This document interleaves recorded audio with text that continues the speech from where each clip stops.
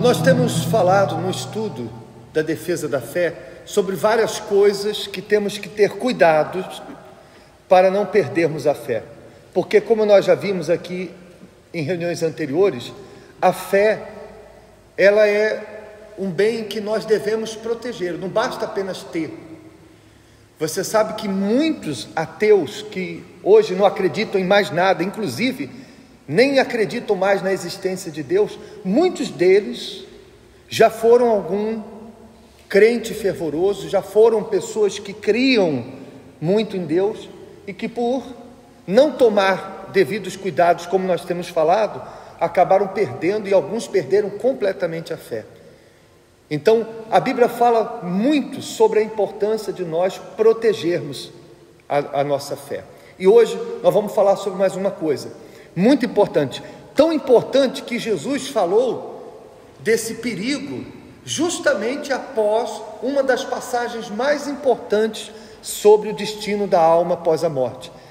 No capítulo 16, Jesus fala sobre o rico e Lázaro. Eu já preguei aqui em outras ocasiões, vocês com certeza já ouviram muitas vezes.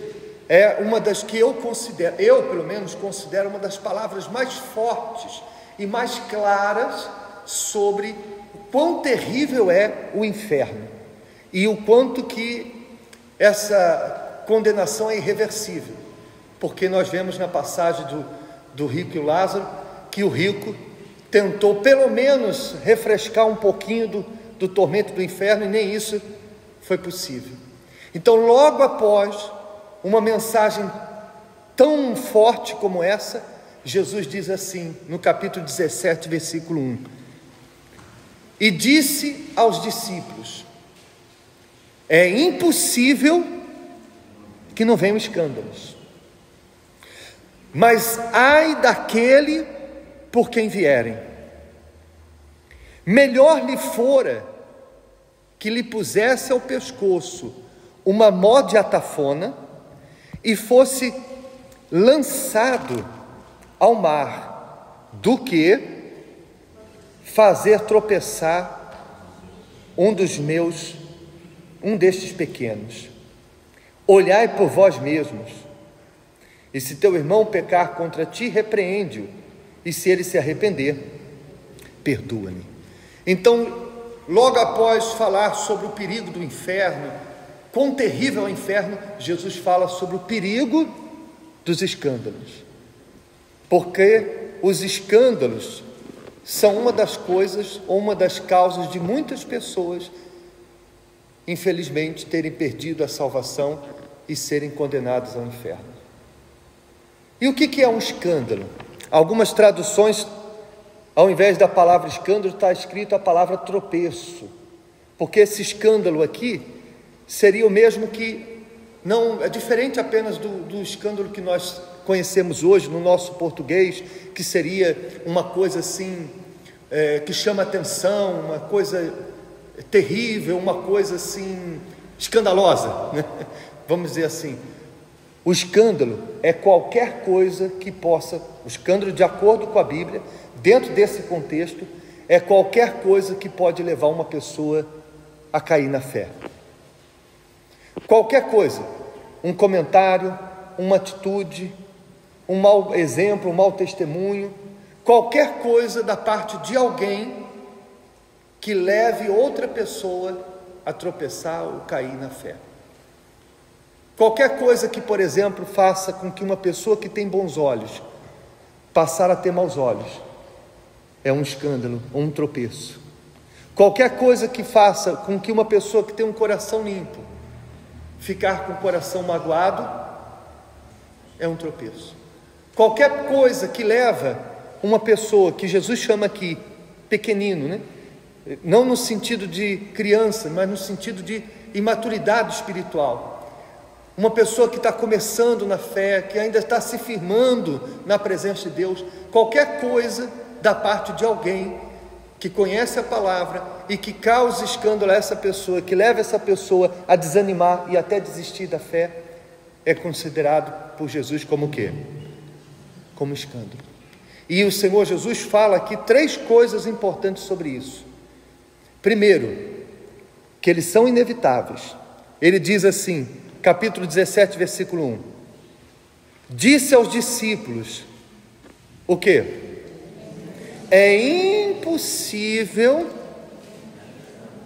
que não venham escândalos, mas ai daquele por quem vierem. Então, eu já vi casos, e você com certeza também já viu casos de pessoas que culpam a igreja por causa do erro ou das atitudes de um determinado membro. Às vezes a pessoa pensa que aquele membro daquela igreja, ele é assim, ou aquela pessoa, aquele cristão, ele é assim porque na igreja não se ensina isso, não se prega isso, mas é inevitável. Qualquer que seja a denominação, a instituição, por mais rigorosa que ela possa ser, é impossível que no meio daquela igreja não haja o quê? Escândalo. É impossível. E não sou eu que estou dizendo, é o próprio Senhor Jesus. Não é falta de mensagem, não é falta de oração, não é falta de bons exemplos. A maior prova disso foi o próprio exemplo de Judas Iscariotes. Trair Jesus por 30 moedas de prata não foi um escândalo? Um discípulo cometer o suicídio não foi um escândalo? Sim ou não? Imagine como deve ter sido vergonhoso para muitos seguidores de Jesus naquela época, saber que Jesus foi traído por um dos próprios discípulos. E eu pergunto para você, faltou ensinamento para Judas?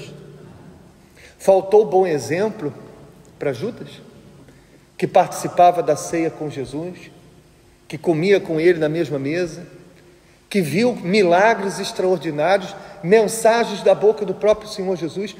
Então, faltou alguma coisa para que Judas pudesse cometer aquele escândalo e alguém dissesse assim, a culpa foi de Jesus? Fala para mim. Então, nós não podemos atribuir o erro de uma pessoa a toda o quê? Toda a igreja. Então, os escândalos são inevitáveis. Aonde há o trigo, há o joio. Aonde há as ovelhas, há lobos vestidos de ovelhas. Aonde há virgens prudentes, há nessas também. É inevitável. Então, se isso é inevitável, se é impossível que não haja escândalos, qual é a segunda coisa importante que Jesus mostra aqui? Ele diz, é impossível que não venham escândalos. E o que ele diz em seguida? Mas ai daqueles por quem vier o escândalo. Então, se é impossível que eles não aconteçam, que eu vigie e tome cuidado para não ser eu o tropeço para ninguém, para não ser eu o escândalo de ninguém. Então, nós temos que ter esse cuidado, porque quando Jesus falou sobre isso, ele falou sério, ele falou de uma forma poucas vezes vista nos evangelhos. Você não vê, por exemplo, em muitas passagens, Jesus dizendo, por exemplo, que melhor, versículo 2, melhor lhe fora que lhe pusesse ao pescoço uma mó de atafona. E aí eu tenho que trazer aqui para vocês a mó de atafona para ninguém, para quem não sabe ver. Você consegue ver ali o que é a mó de atafona? É aquela pedra redonda que era usada para moer os grãos, né? Então, veja só, Jesus disse, melhor que fora que lhe pusesse ao pescoço uma mó de atafona e fosse lançado ao mar, do que fazer tropeçar um destes pequenos. Então, se eu temo a Deus, se eu temo aquilo que a palavra de Deus afirma, então eu tenho que ter atenção a essas palavras. Não é que Jesus disse não é que Jesus estivesse estimulando, olhem para mim por favor, não é que Jesus estivesse estimulando as pessoas a cometerem suicídio, entenda isso. O que Jesus estava dizendo é que pior do que uma morte terrível, como uma morte como essa, de ter uma pedra amarrada ao pescoço e se lançar no fundo do mar, pior do que isso é ser a razão, a causa de uma pessoa perder a salvação eterna. Pare para pensar comigo, imagine, Jesus morreu por aquela alma, Ele usou seus servos para que aquela pessoa chegasse até a presença de Deus, conhecesse a palavra de Deus.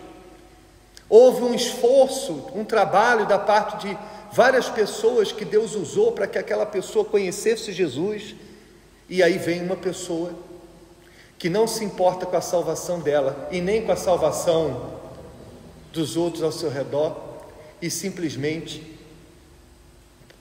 causa um escândalo àquela pessoa, leva aquela pessoa a se escandalizar, suja o coração dela, faz ela se tornar maliciosa, fala coisas que vai deixar ela com dúvida, atrapalhada, e assim por diante. Você acha que uma pessoa como essa, caso não se arrependa, você acha que essa pessoa um dia não terá que prestar conta perante o tribunal de Deus por cada pessoa que ela desviou da fé? Então eu vejo pessoas, por exemplo, que se afastaram e que hoje, pessoas que um dia trabalharam para trazer pessoas à igreja e hoje parece que trabalham para tirar. Pessoas que antes tinham o prazer de convidar as pessoas para conhecer Jesus, para vir à igreja, e hoje parece que tem prazer, como a caso de pessoas que chegam na outra e dizem assim: vem cá, você ainda está naquela igreja? E faz de tudo para que a pessoa se afaste. E não é para sair daquela igreja para ir para outra igreja, é simplesmente levar a pessoa mesmo a se desviar, porque muitos acabam focando a igreja, e aí vai para uma outra, se decepciona lá, depois vai para outra. Por quê? Porque o escândalo acontece aonde? Em todo lugar. Aí chega uma hora que a pessoa fica vacinada. Você sabe que tem gente, pessoal, que tem nojo de evangélicos. Você sabe que eu já ouvi caso de empresários que dizem assim: pastor, eu às vezes prefiro contratar incrédulo do que contratar gente da igreja, porque eu só tive decepções. Aí você imagina, para uma pessoa dessa manter bons olhos, como deve ser muito o quê? Muito difícil. Mas por quê? Por que uma pessoa chega a ter chegar a essa conclusão de que prefere trabalhar com um incrédulo, um macumbeiro, do que trabalhar com uma pessoa que supostamente deveria ser um bom exemplo para ela? É porque com certeza essa pessoa teve o quê? Más experiências. Então é um tropeço ali, outro tropeço ali, e a pessoa vai ficando vacinada, a pessoa vai ficando cada vez mais enojada, ao ponto de começar a pensar que todos são iguais. Honestamente, pessoal, se todos os cristãos de verdade, se todas as pessoas que realmente se consideram um cristão de verdade, que realmente dizem que aceitaram Jesus de verdade, desse bom testemunho, você pode ter certeza, as igrejas seriam muito mais cheias. Eu não vou dizer para você que não iam ter pessoas que se desviavam, porque sempre vai haver pessoas que vão abandonar a fé, mas o número de pessoas seria muito menor. Eu posso dizer para você que o que me trouxe para a Igreja Universal foi um bom testemunho, e não foi um testemunho de cura, não foi um testemunho de libertação, não foi um testemunho de prosperidade, foi um testemunho de caráter. Eu não sei se eu já contei para vocês, lá na escola onde eu estudava, tinha um jovem que era o terror da turma, junto comigo. A gente sentava no fundo, e você sabe que aqueles alunos do fundo, né, são os mais bagunceiros. E um dia eu comecei a reparar uma mudança, uma diferença. Ele já não sentava mais com a gente lá no fundo, agora estava sentando lá na frente do professor, já não fazia mais aquela bagunça, já não era mais aquela pessoa agressiva que era, e aquilo me chamou a atenção, e eu fui até ele para perguntar por que ele estava diferente, o que tinha acontecido com ele, que ele não falava mais com a gente, não estava mais com a gente lá no fundo. E foi quando ele falou que estava indo à igreja, que tinha se convertido. E na época ele tinha um jornalzinho, Folha de Portugal, que era pequenininho, tinha 4 páginas, e ele me mostrou uma foto de um evento que a igreja tinha feito no estádio. E olha só que interessante, eu estou me lembrando agora, tinha um anúncio de um livro que o Bispo Macedo tinha acabado de lançar, O Perfil do Homem de Deus. E eu perguntei para ele se ele tinha aquele livro. Ele comprou o livro, trouxe para mim na semana seguinte. Eu li o livro inteirinho, não ia na igreja. Eu tinha até esse livro até uns anos atrás, mas com mudança para tudo que é lado, eu acabei perdendo. E depois que eu li o livro inteiro, eu fui até ele e perguntei para ele se eu podia ir à igreja, e ele me levou à igreja. Agora, já pensou se ele fosse na igreja e continuasse lá no fundão comigo? Eu não vou dizer para você que eu não estaria na igreja hoje, porque Deus poderia fazer de outro jeito. Mas olha só o que um bom exemplo pode fazer. Então, às vezes, tem pessoas que elas não pensam nisso, que sempre tem alguém que está o quê? A nos observar. Não pense que os escândalos são só dos oficiais da igreja, pastor, bispo, obreiro. Claro que quanto maior é a responsabilidade espiritual, o escândalo é evidente que causa mais estrago, não tenha dúvida disso, porque a responsabilidade de quem está cuidando das pessoas é ser o exemplo, é viver o que nós pregamos, amém? Mas não é só minha, não é só dos obreiros, é de quem? É de todos nós, porque se eu posso ser um escândalo para a igreja, você pode ser um escândalo para a sua família, você pode ser um escândalo para as pessoas no seu trabalho, que sabem que você é da igreja, e que vão dizer assim, para ir para a igreja igual ela, prefiro não ir. Entende isso ou não? Então é muito importante que a gente avalie isso, porque a pior coisa que tem é nós chegarmos à conclusão que ao invés de ser alguém que atrai as pessoas até Jesus, seja alguém que faz o quê? O contrário, que afasta essas pessoas de Jesus. Amém? Agora, se nós temos que ter o cuidado para não sermos motivo de tropeço para alguém, também temos que tomar o cuidado para quê? Para não tropeçarmos. Sim ou não? Por isso que ele diz, no versículo 13, o que ele diz? Olhai por vós mesmos. Depois que ele falou do perigo, que é a pessoa ser uma pedra de tropeço, ele agora diz, portanto, vocês olhem por vós mesmos. Então, significa que nós temos que ter o cuidado também de não tropeçarmos, de não nos deixar levar por algum tipo de escândalo, porque infelizmente muitas pessoas já tiveram no nosso meio, eram firmes, eram da fé e hoje não estão mais por causa que escandalizaram-se, estavam infelizmente apoiados no homem, o homem caiu e ela caiu junto, porque é assim que funciona. Se eu estiver apoiado no púlpito e o púlpito quebrar, eu quebro junto, eu caio junto, ou não? Então por isso que a nossa fé não deve estar apoiada em ninguém, a gente, fulano é um pai para mim, toma cuidado, porque é um risco que você está a correr. Inclusive, eu não quero decepcionar ninguém que chama alguém de pai por aí afora, mas não sou eu que estou inventando isso. Jesus disse assim,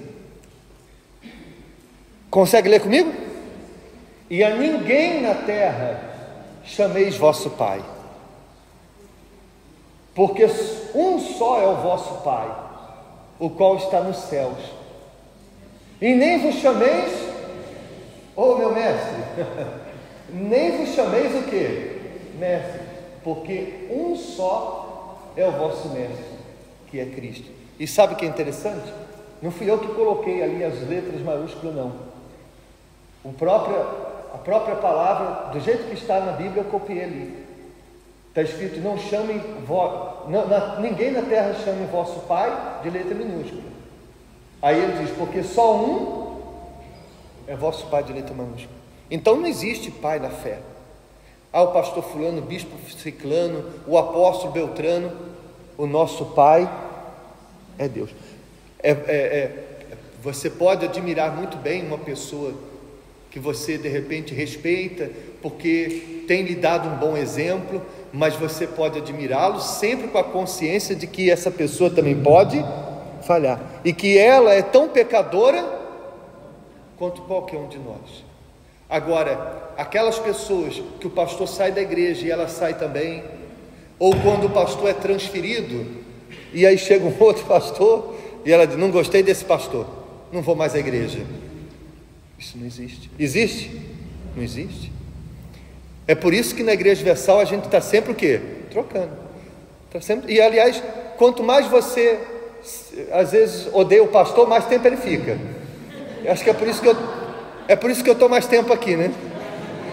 Esse pastor é chato. Então, aí Deus fala: agora então eu vou deixar. Quando você diz: não, eu gosto tanto desse pastor, aí é que Deus troca logo, porque você corre mais risco gostando do que não gostando, porque se você não está gostando é porque está o quê? Está mexendo com você. Amém? Então você não deve apoiar sua fé em ninguém, nem a pastor, nem a obreiro, nem a ninguém. O que é que a Bíblia ensina?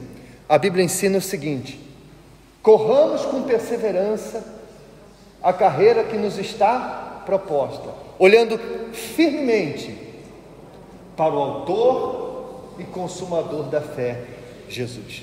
Ponto. Nós devemos olhar firmemente para quem? Para Jesus. Ele é o espelho. É Ele o espelho. É Ele que nós devemos admirar, que devemos copiar, que devemos ser iguais. É Ele que nós devemos ser iguais.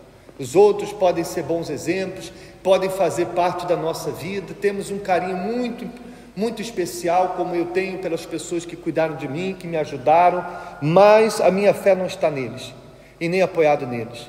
Se todos eles caírem, se todos eles abandonarem a fé, eu sigo em diante, porque eu não me converti a eles, eu me converti a quem?